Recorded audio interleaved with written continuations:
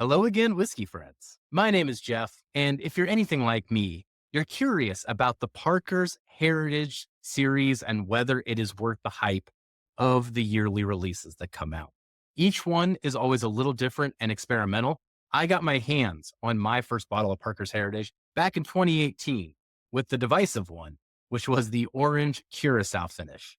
I actually still like that one. Also got my hands on the heavy char bourbon. Since then, I have gotten to try some samples. As of recently, I did a review on the Parker's Heritage 14-year malt whiskey, which I was so on. One of my whiskey friends, Ricardo, also provided a sample of Parker's Heritage Blend of Mashbills. This one is the 6th edition from 2012. So we are going back into a little bit of a time machine today, but I can't wait to explore this. I have never had this one before, so we're going to get a live reaction during today's video. So as mentioned off the top, today we are going to be doing the 6th edition of Parker's Heritage. And what Heaven Hill does have on their site, which is pretty cool, is this timeline. So you can go back in time and find these. If you ever get in a situation where you're looking for a specific Parker's Heritage batch, the one that we will be doing today is from 2012, the 6th edition of the Blend of Mashbills. Also, they had different batches of this one. This particular one that we're doing is 139 proof, so it does look like it was the highest proof of all the batches that came out that year. Now, what the Blend of Mashbills is a blend of wheated bourbon and a rye bourbon. Now, nowadays we're blending all the time. We're blending four grains. We have Penelope. But I got to imagine back in 2012 that it was probably a rare thing to get a 4-grain blend like this. So it's always nice to think about it in the context of its time. I couldn't find an age statement anywhere on any pictures of the bottles that I had. Looking up, it did sound like some people were speculating or got from a press release that it was 11 years if it was age stated. So we're essentially looking at a 4-grain bourbon coming out of Heaven Hill and coming out as part of the Parker's Heritage series. Now, this series, if you didn't know, proceeds from these sales do go towards ALS Association. So what we're going to do is go into this one like we typically do, go into the nose, go into the palate, and then go into the final scores. I will be scoring it as I go here, but I'll trim everything down to keep the video short. So thank you for joining, everybody. Cheers. Oh man, it's got like a dusty nose to it. Going through the nose here. This one is definitely interesting. It definitely has a dusty funk to it, which was the first thing that I picked up on. There are also a lot of dark leaning fruits.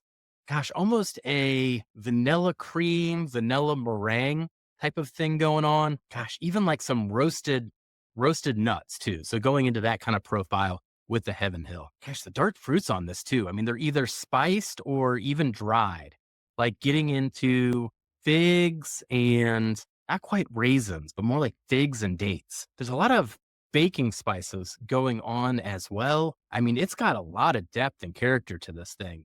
Not a whole lot of oak. It is dark leaning.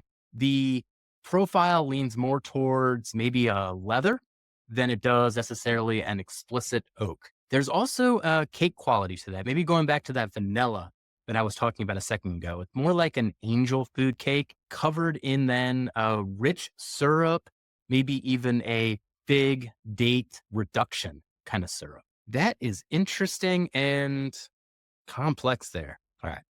Now let's go in for the palate. Cheers, everybody. Wow. Wow. This is incredible, incredible whiskey. Up front, the main impression I got was dark cherries and other dark fruits. Once again, still thinking about some dried fruits as well. Figs, dates, thinking about even those not just dried, but as a sauce reduction. So that continues to play through, can continue to get dusty aspects of that as well. The oak is actually more substantial than I initially picked up on the nose. And I'm actually trying to talk through that here. This is actually a very difficult finish to even talk through.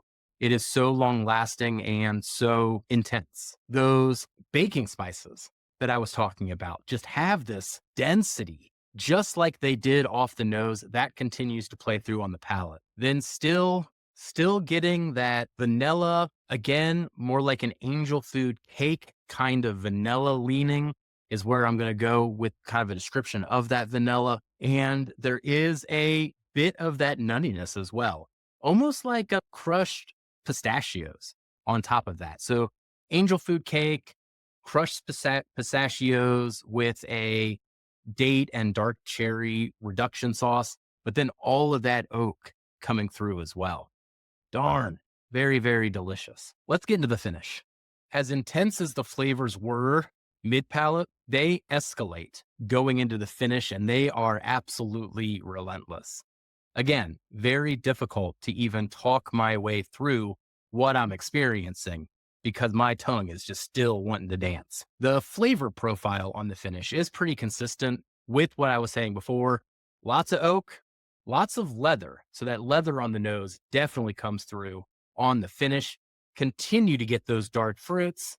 Once again, leaning into a dark cherry, but still thinking figs and fig reduction sauces. There isn't a lot of that vanilla anymore. The finish does lean heavily dark, but there is a little bit of a sweetness on the finish too. Just helps kind of balance it out and keeping it from being overly drying, which, man, it does edge on that preface a few times of being overly drying.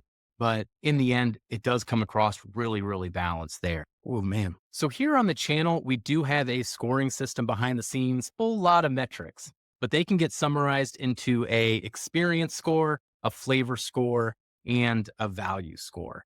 Now, on the value score, I am going to give this the benefit of the doubt of what it was at MSRP at the time of release versus what it would cost now to acquire one of these bottles, which honestly, I do not know what it would cost to get one of these. But given that it is a 2012 bottle, I got to imagine it is astronomical. On the flavors, gave it a 92.5.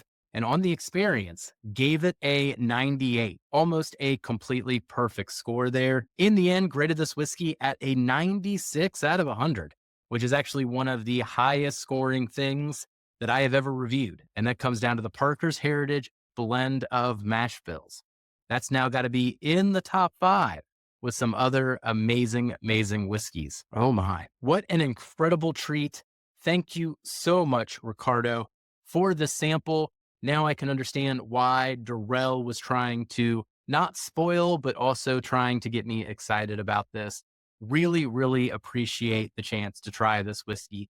If you've tried it, let me know what you think in the comments, and we'll catch you on the next one.